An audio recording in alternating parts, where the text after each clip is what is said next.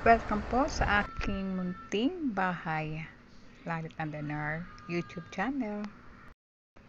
Tara po, samahan niyo ako mag-ikot dito sa National Museum of Natural History. Actually, sinamahan ko lamang dito ang aking pamangkin with her mama para mag-research dito sa National Museum. At sinamantala ko na rin dahil first time ko itong mapasok.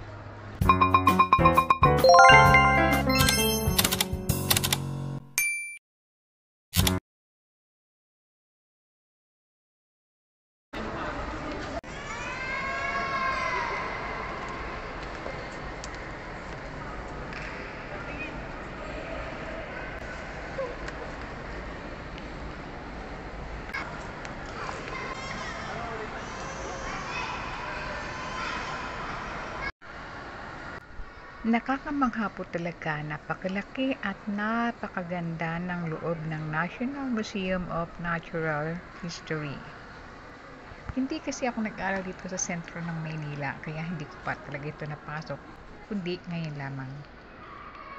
Nagulat lamang ako sa pagpasok ko dahil ang akala ko medyo tahimik siya, pero actually nung umakyat kami, tahimik naman talaga, wala namang maiingay. Kaya lang pagdating dito sa ito na ang napakaganda kasi naman talaga, may mga bata at hindi naman maiwasan talaga na hindi sila mag-ingay. So pumasok na kami sa loob para maipakita ko sa inyo kung kagaano talaga ka-amazing ang lugar nito. Ito na.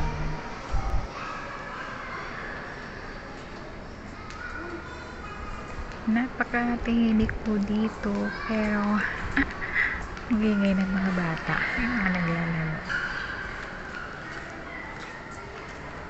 Bali, nasa first floor pa lang po kami at yung estudyante namin naghihintay sa amin. Parang kami may assignment. Sabi ko kasi total andito na tayo, tamantalahin namin na makapag-research din. Kasi iba naman yung i-research niya dito, pero kami dahil ngayon lang ako nakapasok dito, gusto ko rin malaman kung ano yung mga dapat malaman sa mga natural history dito.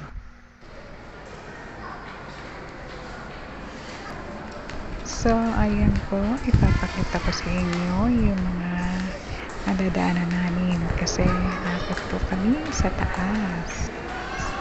Labas po muna kami.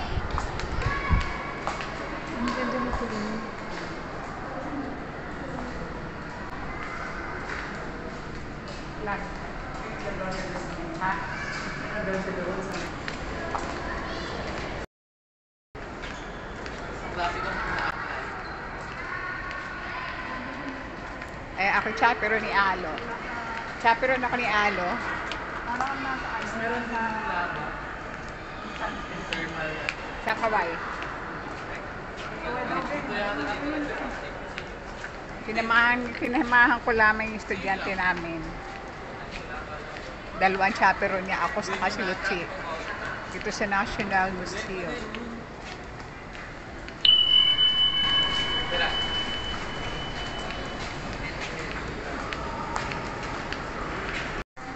Ay, ito pa pala yung mga scale to.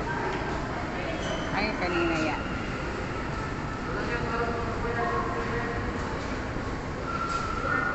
Sa mga hallway po marami kayong makikita mga iba't ibang klase ng painting.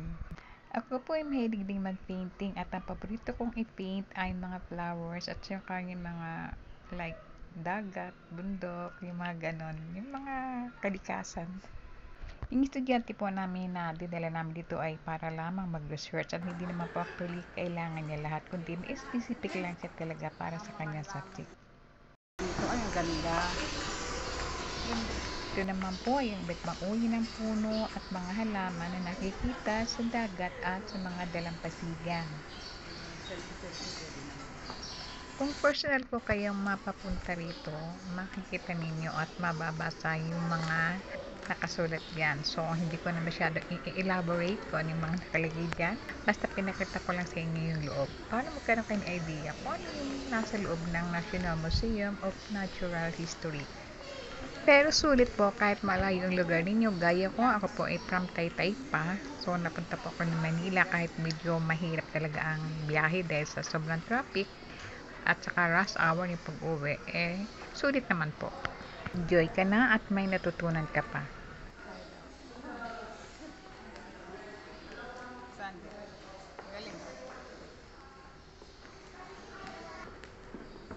Ito po bali ang uri ng mga dalampasigan at ng mga corals, mga iba't ibang klaseng bato.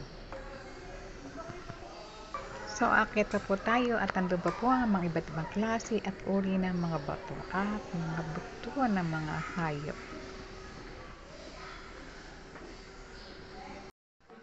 Abangan niyo pa po yung mga susunod na video natin dito sa loob ng National Museum of Natural History. Huwag niyo lamang kalimutan mag-subscribe sa aking channel para masundan niyo po. Maraming salamat.